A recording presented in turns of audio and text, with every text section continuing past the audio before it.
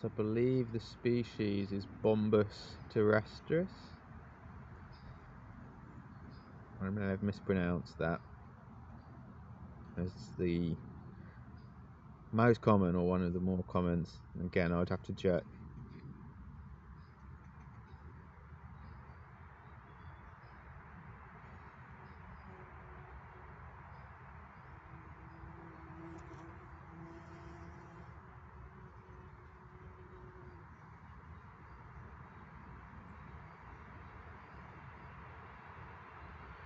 I wonder if it's like a self-defense thing or how much they have covered this entrance. It would sort of make sense. But they seem perfectly happy.